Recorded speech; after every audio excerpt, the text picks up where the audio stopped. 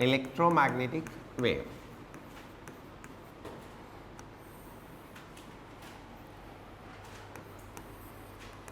Displacement current.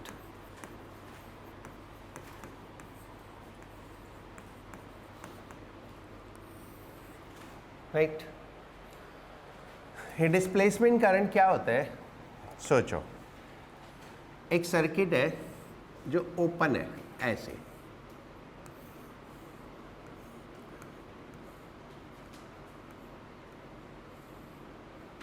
ऐसे open circuit है।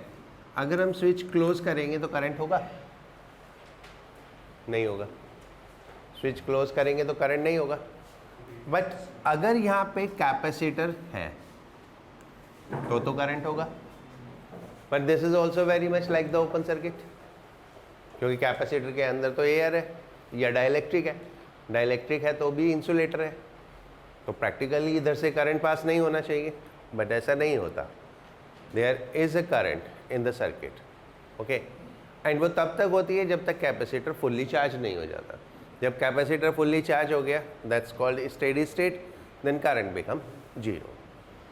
तो during the charging process there is a current called conduction current, while there is also a current called as displacement current, and this displacement current exists till the electric flux change. जब तक वो charge होते रहते हैं, electric field change होती रहती है, charge बढ़ता रहेगा, इलेक्ट्रिक फील्ड बढ़ती रहेगी। या ड्यूरिंग डिस्चार्जिंग प्रोसेस चार्ज कम होता रहेगा, इलेक्ट्रिक फील्ड कम होती रहेगी। तो जब तक इलेक्ट्रिक फील्ड में चेंज होता है या इलेक्ट्रिक फ्लक्स में चेंज होता है, तब तक ये करंट एग्जिस्ट करती है, और इस करंट को हम डिस्प्लेसमेंट करंट बोलते हैं। ये करंट चार्ज कैरियर की वजह से नहीं है। जो कंडक्शन करंट होती है, that is due to movement of charge carrier. वो हमने करंट इलेक्ट्रिसिटी में पढ़ा था, movement of different different charge carrier एक करंट होती है, कॉल्ड एज कंडक्शन करंट। लेकिन in this case conduction charge carrier तो है ही नहीं बीच में, या तो डाइलेक्ट्रिक है, डाइलेक्ट्रिक मीन्स इंसुलेटर, या फिर एयर है, दोनों ही केस में चार्ज कैरियर नहीं है। तो इस करंट को चार्ज कैरियर की जरूरत नहीं होती। This can exist in any conducting medium, non conducting medium, as well as in vacuum, right. So this is what displacement current.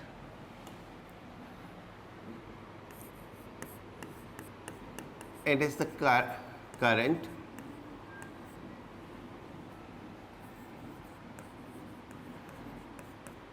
that exists in space due to time varying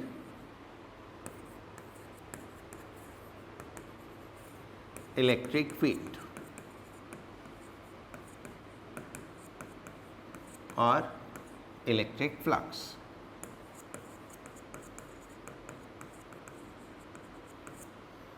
time varying electric field या time varying electric flux.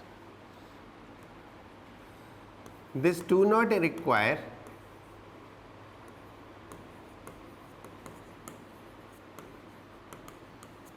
Charge carrier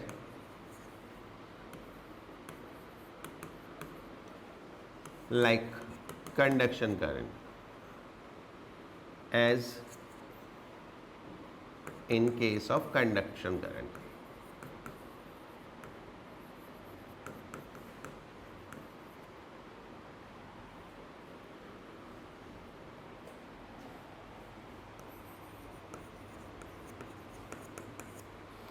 These do not require charge carrier and can exist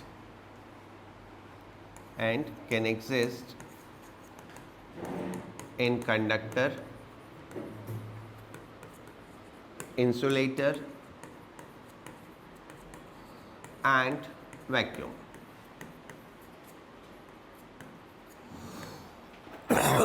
इसको ऐसे थोड़ा सा correct कर दो। It is unlike, है ना, ये गलत सेंस दे रहा है। Unlike conduction current, right.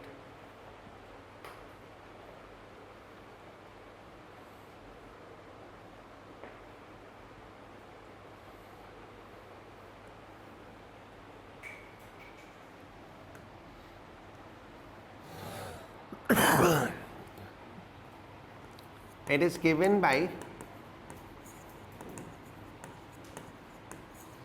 ID is equal to epsilon naught d phi e by dt.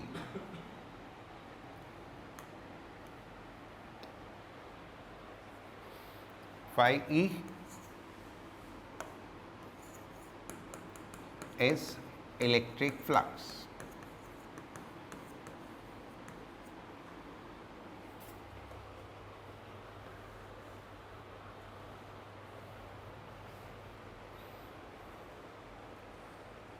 Right?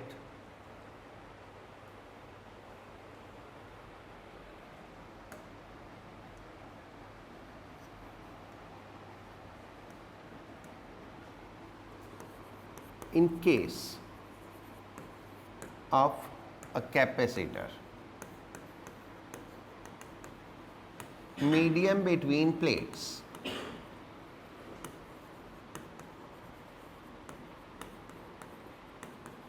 is air or insulator. Good evening. In case of a capacitor, medium between plates is air or insulator. During charging and discharging of capacitor,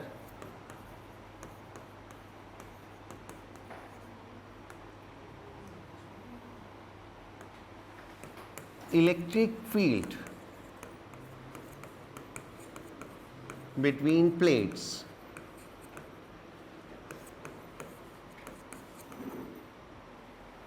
change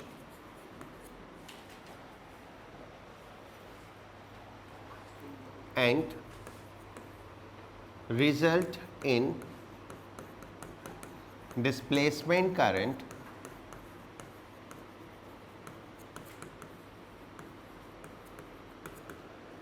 between plates.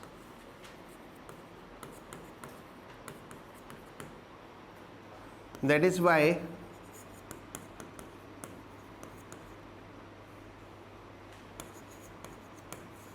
during charging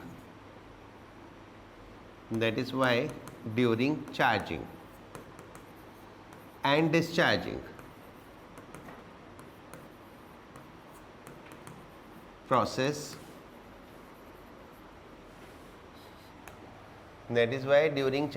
discharging process, when there is change of phi e, current is continuous.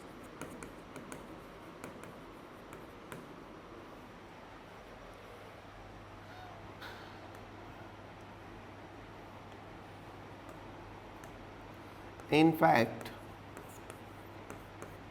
sum of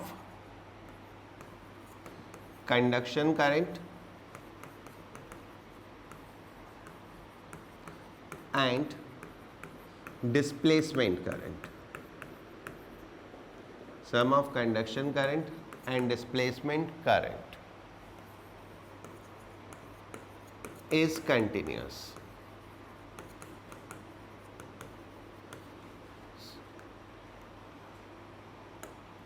That is, I is equal to IC plus ID. In between plates,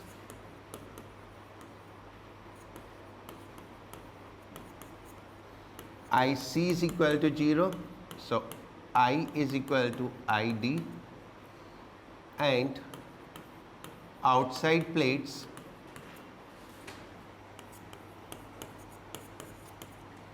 ID is equal to 0, so I is equal to IC.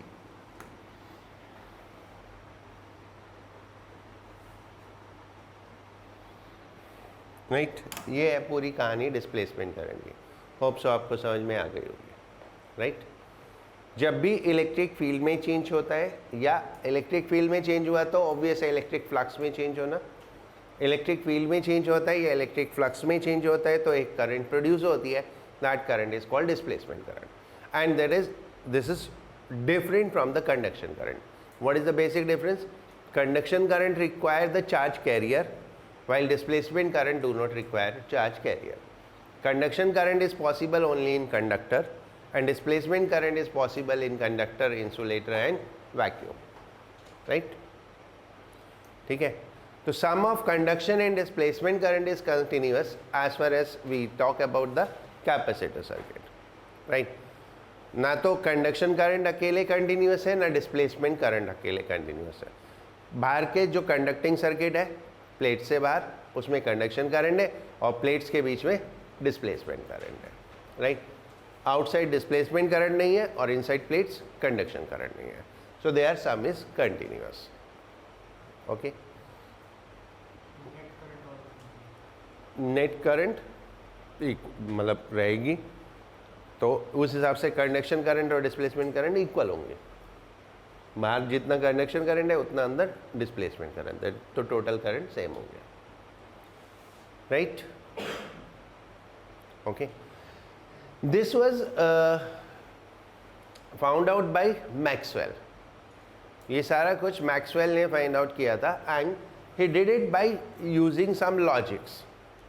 भाई some logics that के capacitor के बाहर wire है, वहाँ पे magnetic field है, capacitor की plate के बीच में करंट नहीं होगी तो मैग्नेटिक फील्ड भी नहीं होगी, बट मैग्नेटिक फील्ड कंटिन्यूस होनी चाहिए, so there must be a current and then further it lead to. तो बहुत ज़्यादा डिटेल में हमारे सिलेबस में है नहीं, ठीक है, राइट, जितना है उतना मैंने बता दिया। Okay, now ampere circuital law याद है थोड़ा सा? हाँ, good.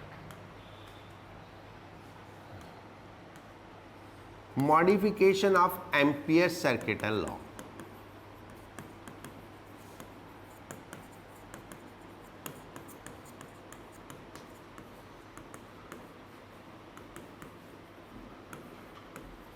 And now it will be called as Maxwell Ampere law. What is the modification? The modification is simple. Instead of current, that will be a sum of conduction current and displacement current, right?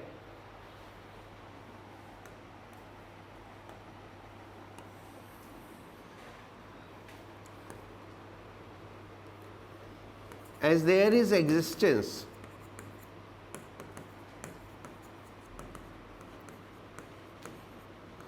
of displacement current, so I is equal to IC plus ID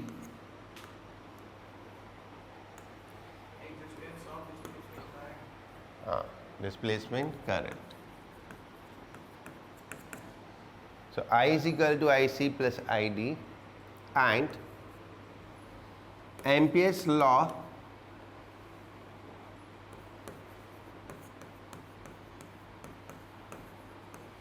is modified by Maxwell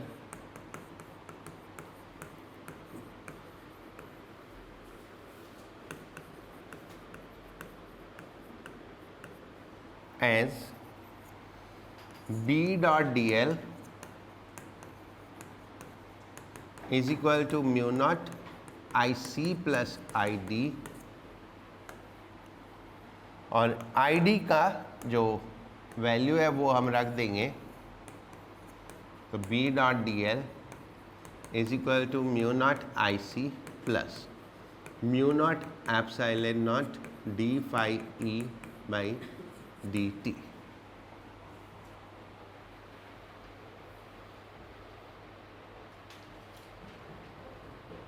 ठीक है,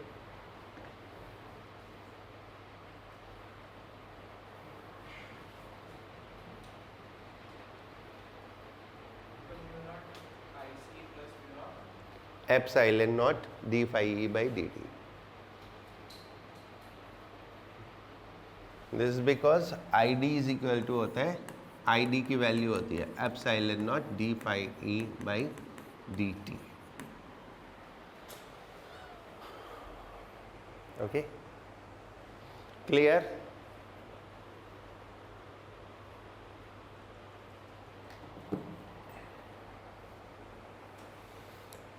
बस समझने का इसमें इतना ही था, बाकी सब इंफॉर्मेटिव है, याद करना है।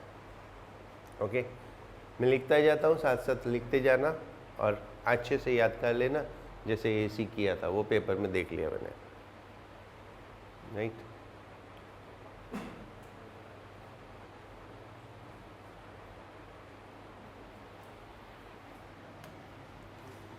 राइट नाउ ये पूरा जो इलेक्ट्रोमैग्नेटिक वेव के ऊपर मैक्सवेल ने काम किया, so he collected some formulas and gave, and those are known as Maxwell's equations.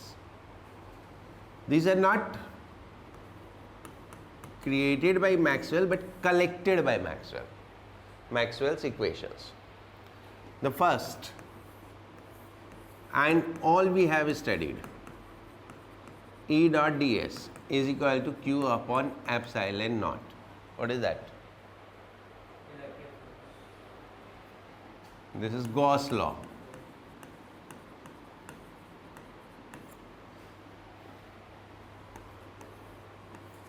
B dot ds is equal to 0.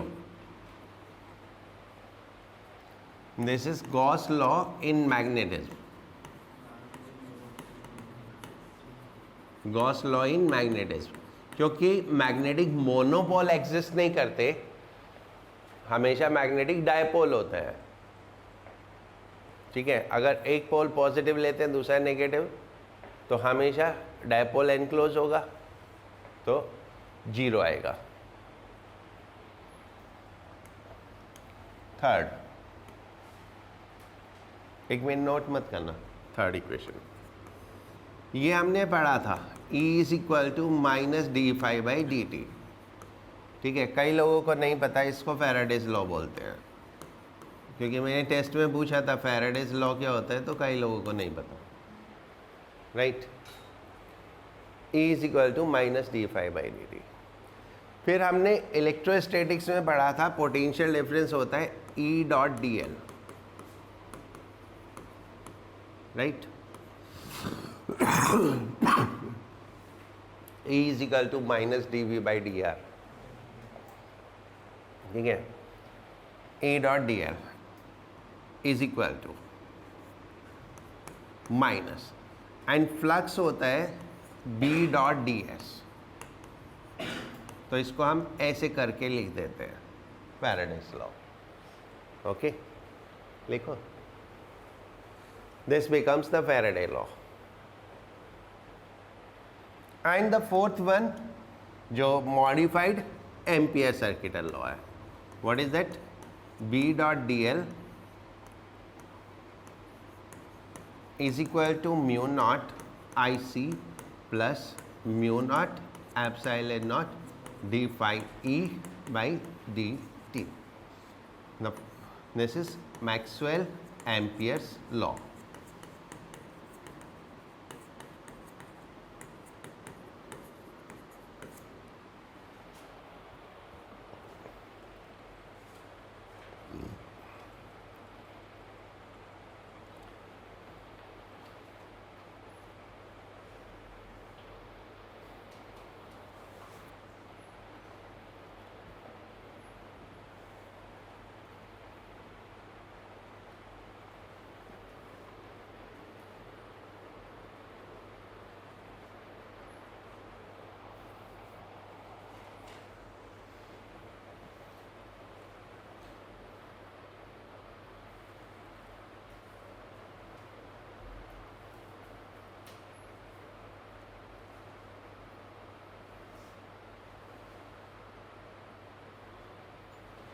हो गया, राइट?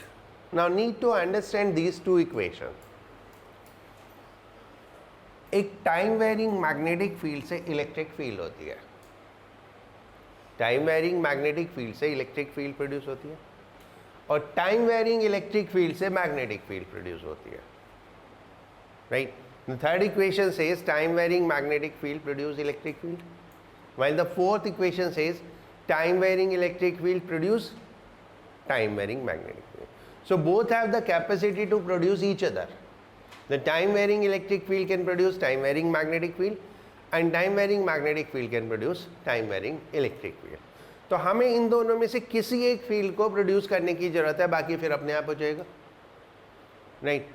अगर हम time varying magnetic field produce करते हैं, टाइम वेरिंग मैग्नेटिक फील्ड से टाइम वेरिंग इलेक्ट्रिक फील्ड होगी, उस time varying electric field से डिस्प्लेसमेंट करंट होगा एंड करंट की वजह से फिर मैग्नेटिक फील्ड होती है, टाइम वेरिंग मैग्नेटिक फील्ड हो जाएगी, फिर मैग्नेटिक फील्ड से वापस इलेक्ट्रिक फील्ड, इलेक्ट्रिक फील्ड से डिस्प्लेसमेंट करंट, डिस्प्लेसमेंट करंट से मैग्नेटिक फील्ड, तो यही चलता रहेगा. तो इसी को इलेक्ट्रोमैग्नेटिक वेव बोलते हैं. This is called the electromagnetic wave. Electromagnetic wave consist two fields, electric field and magnetic field, and both are self sustained fields. Self sustained means एक दूसरे को अपने आप प्रोड्यूस करते हैं. तो हमको एक इनिशियल वो चाहिए. वो कैसे? टाइम वेरिंग मैग्नेटिक फील्ड अगर हमको प्रोड्यूस करनी है तो constant current produce constant field. अगर करंट चेंज हो जाए, होती रहे, तो फील्ड भी चेंज होती रहेगी. ठीक है, एक चार्ज मूव कर रहा है तो कांस्टेंट करंट होगी, और एक चार्ज एक्सेलरेटेड है तो स्पीड चेंज होती रहेगी, तो करंट चेंज होता रहेगा, तो मैग्नेटिक फील्ड भी चेंज होती रहेगी. So the simple method to produce electromagnetic wave is accelerating charge. ठीक है, accelerating charge में भी oscillating अगर हो, oscillating हो तो ऐसे ऐसे होगा, तो मैग्नेटिक फील्ड भी ऐसे ऐसे होगी, फिर वो मैग्नेटिक फील्ड भी ऐसे ऐसे इलेक्ट्रिक फील्ड प्रोड्यूस करेगी, harmonic, right? Oscillations, harmonic oscillations हैं चार्ज के, तो वो हार्मोनिक इलेक्ट्रिक फील्ड प्रोड्यूस करेगी और हार्मोनिक मैग्नेटिक फील्ड, और उससे फिर हार्मोनिक इलेक्ट्रिक फील्ड, तो एक हार्मोनिक वेव क्रिएट हो जाएगी, राइट? हार्मोनिक समझते हो? कई लोग नहीं समझते. चलो, कौन कौन समझता है? नहीं. A physical quantity that change by the sine or cos function is called the harmonic. If it change with the sine or cos function, जो कि हमने alternating current में पढ़ा था, okay? Harmonic variation, right? चलो,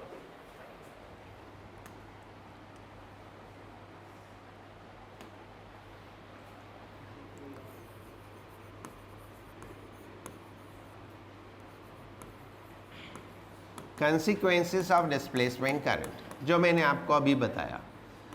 एक डिस्प्लेसमेंट करंट बीच का link है इलेक्ट्रिक और मैग्नेटिक फील्ड प्रोड्यूस करने के लिए.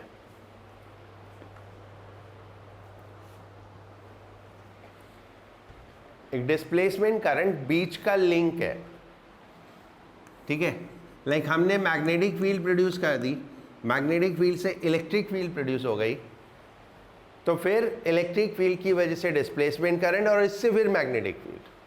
ठीक है, तो बेसिकली इलेक्ट्रोमैग्नेटिक वेव पॉसिबल ही हो पाई because of electromagnetic wave possible ही इसलिए हो पाई क्योंकि डिस्प्लेसमेंट करंट था. So that is what is the consequences of displacement current, right?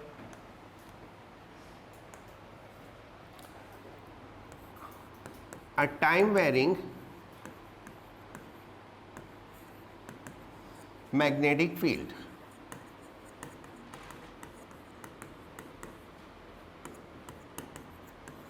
in accordance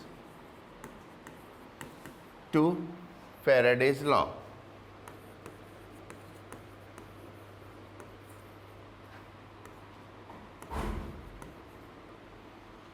produce electric field.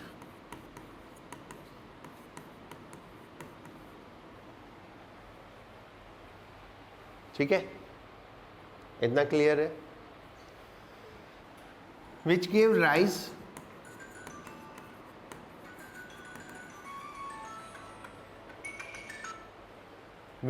rise to displacement current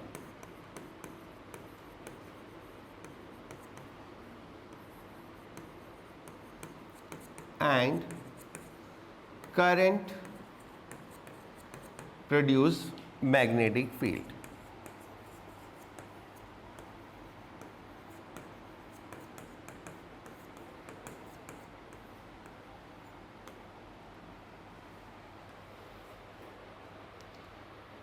Right?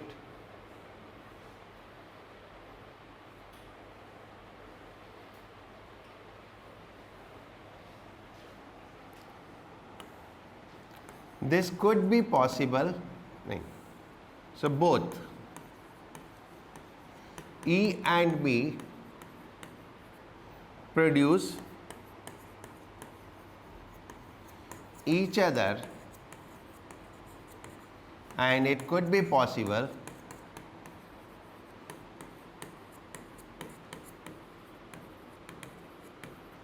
because of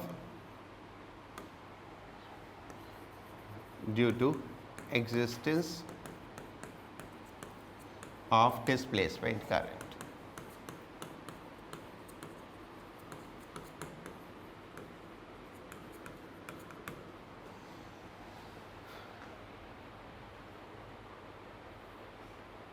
Right?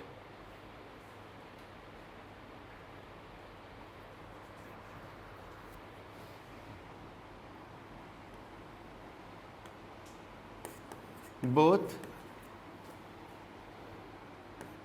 E and B producing each other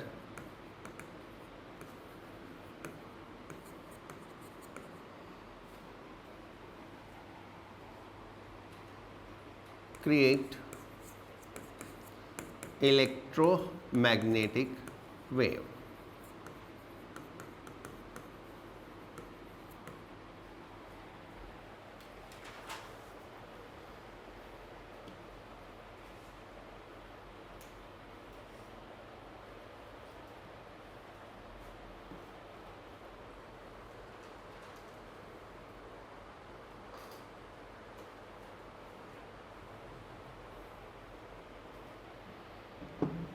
okay, समझ गए इतना? यहाँ तक कोई doubt नहीं? बहुत simple सी बात है कि डिस्प्लेसमेंट करंट होता है एंड उसकी वजह से ई एंड बी आपस में एक दूसरे को प्रोड्यूस कर लेते हैं. Source of EM wave.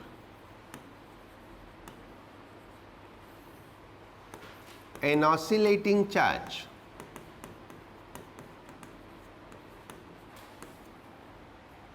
produce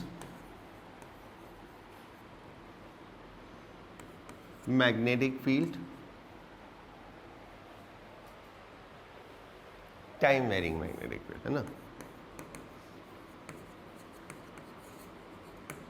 Time varying magnetic field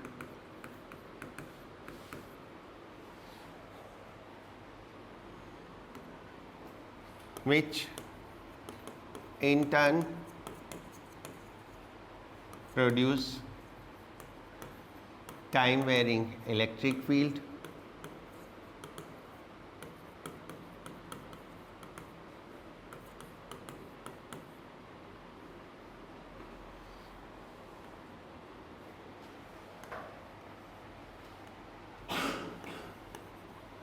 this way.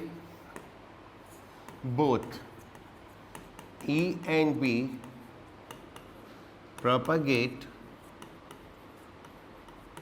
while producing each other.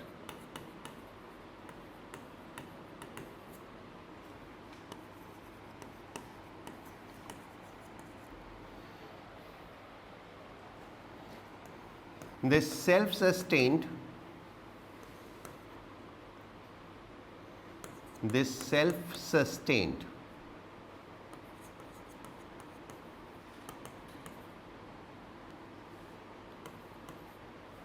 propagation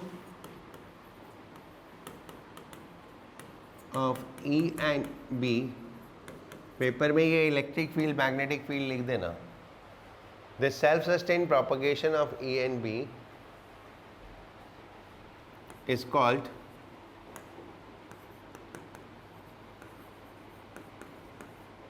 EM wave.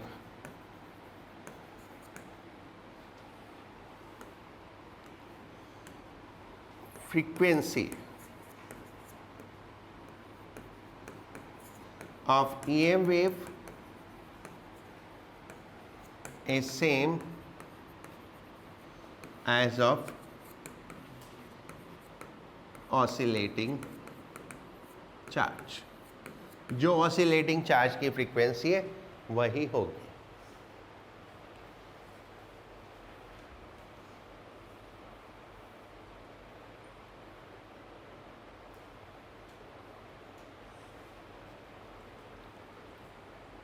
Right?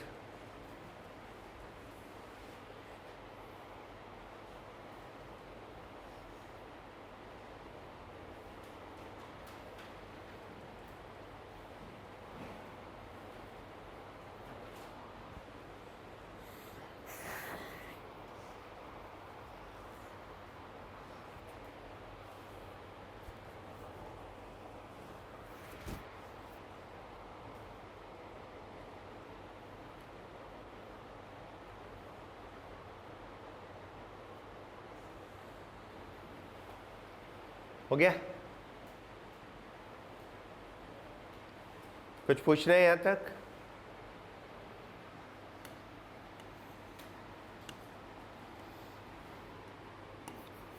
Nature of electromagnetic wave.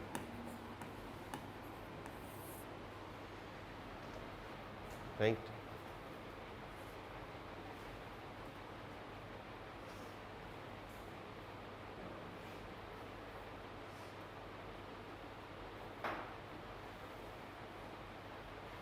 ठीक है, पॉइंट वाइज लिख लेते हैं सो दैट याद करने में आसानी रहेगी.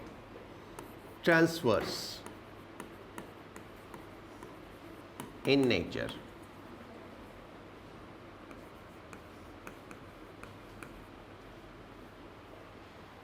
Right?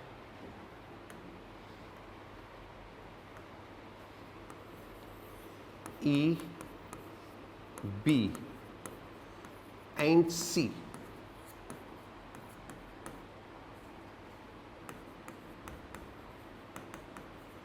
are perpendicular to each other.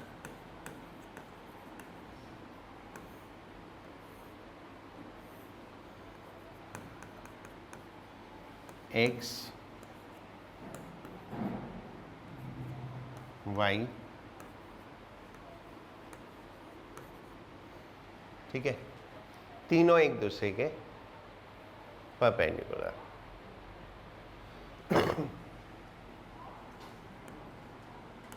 Directions can be found using C is equal to E cross B. E cross B, I cross E अगर x एक्सिस तो I, B अगर y एक्सिस तो J, और I cross J is K. तो velocity की direction Z axis.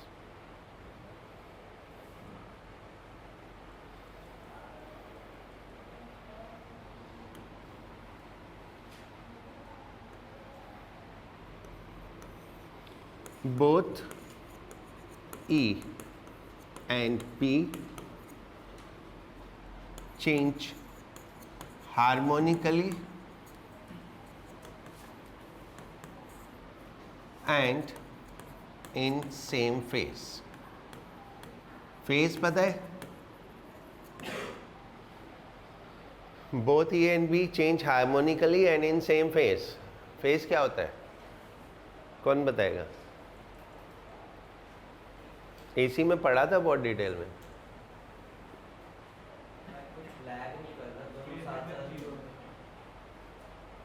मतलब बिल्कुल layman की लैंग्वेज में सेम फेज का मतलब क्या होता है?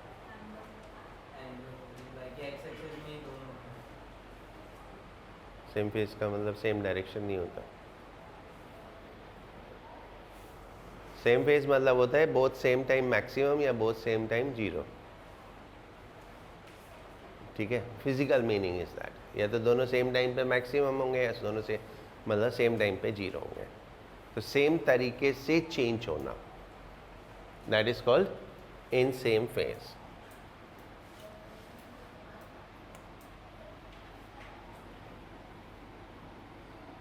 Equation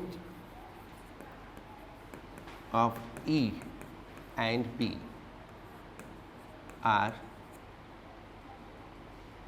E x डायरेक्शन में है ना, is equal to E naught. E naught is what? Maximum value. Sin k z minus omega t I cap. K z because motion is in z direction. ठीक है, और ये 11th class में equation of harmonic wave होता था. ठीक है, अब तो बहुत पुरानी बात है तो याद नहीं होगा, तो अब याद कर लो. ठीक है, इसमें के क्या होता है, ओमेगा क्या होता है, वो मैं अभी बता दूंगा. ठीक है, बाकी याद कर लेना. B Y is equal to B naught sine K Z minus omega T J. ये होता है फेज, तो दोनों में सेम है, that is in same phase. I और जे इनकी डायरेक्शन हो गई, जेड डायरेक्शन ऑफ मोशन है, right.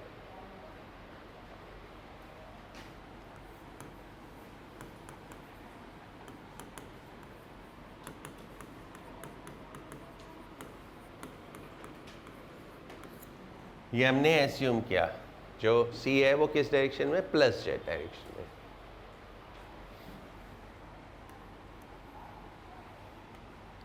Here omega is angular frequency and omega is equal to 2 pi f is equal to 2 pi by t. Time period, frequency.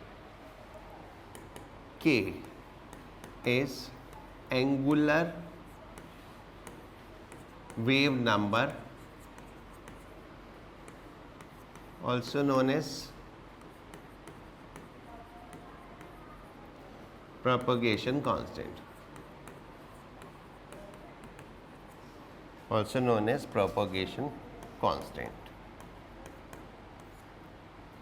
And k is equal to 2 pi by lambda. Lambda is wavelength.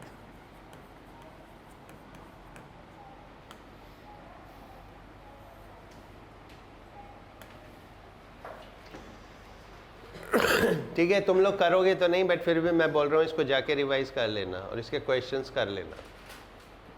ठीक है,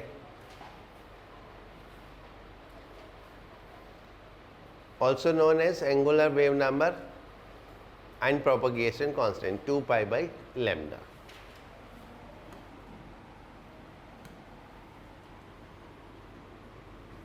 C is equal to omega by k.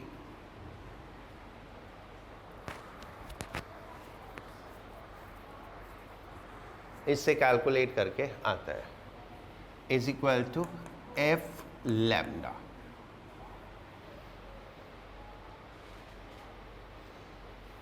Equation से ही calculate होता है, यानी the coefficient of time function and position function, इससे speed calculate करते हैं. राइट, हो गया. कुछ पूछना है यहाँ तक? नहीं. Now last properties.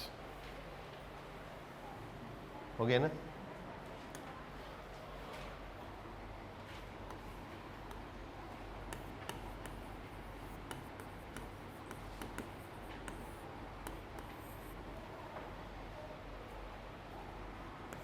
E, B, C are mutually perpendicular.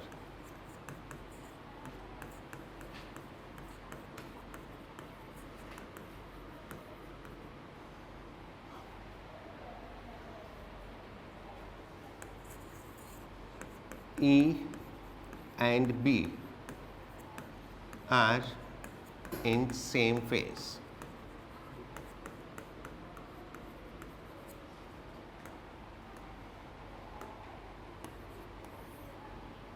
C is equal to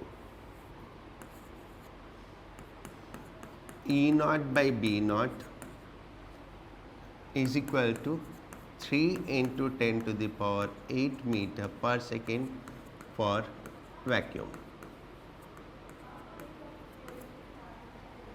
Also, in free space, C is equal to 1 by root mu naught epsilon naught. Mu naught is magnetic permeability of free space and epsilon naught is electric permittivity of free space. कितनी होती है epsilon naught?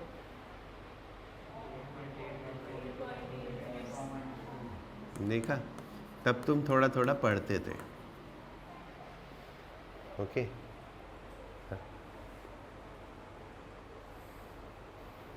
In medium,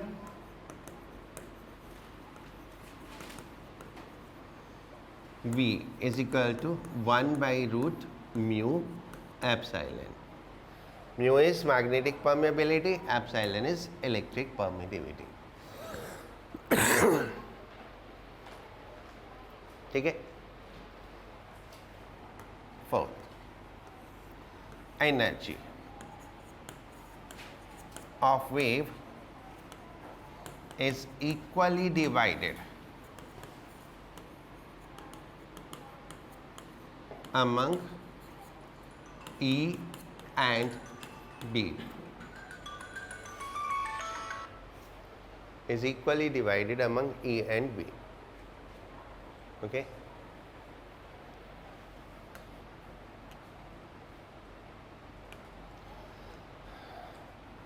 Electric energy density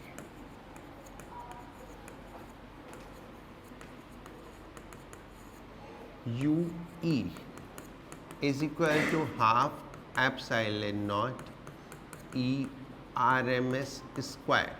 क्योंकि harmonic variation है तो RMS value लेते हैं energy के लिए. RMS वैल्यू पीक वैल्यू का कितना होता है? इज इक्वल टू हाफ वो 1/4 epsilon naught E naught square. Magnetic energy density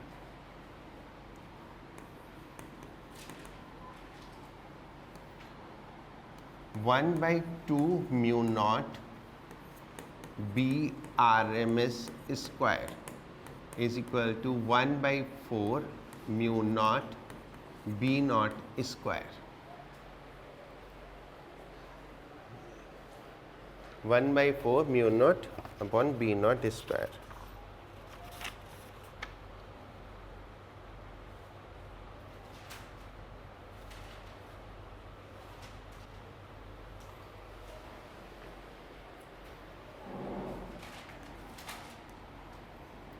Right. Total energy density U is equal to UE plus UB. Also UE is equal to UB.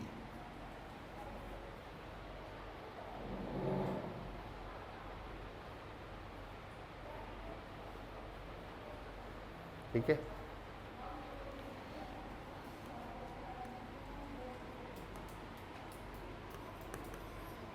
EM wave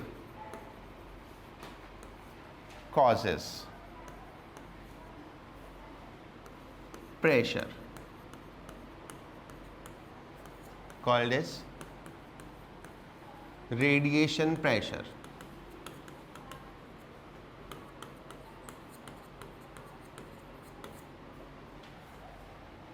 on incident surface.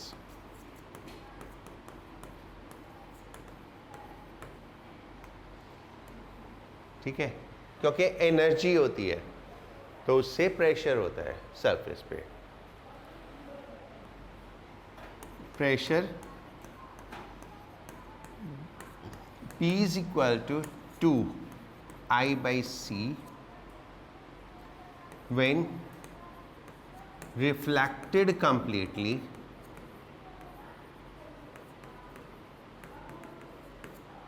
and P is equal to I by C when absorbed completely.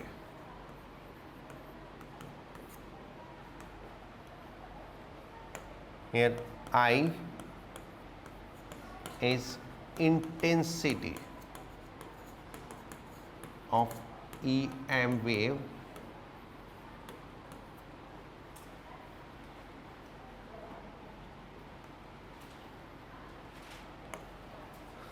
I is defined as energy per unit area per unit time.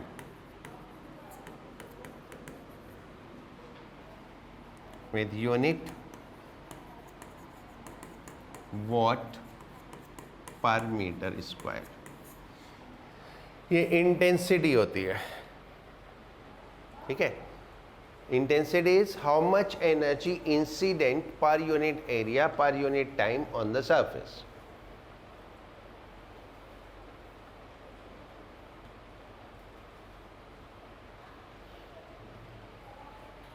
Correct.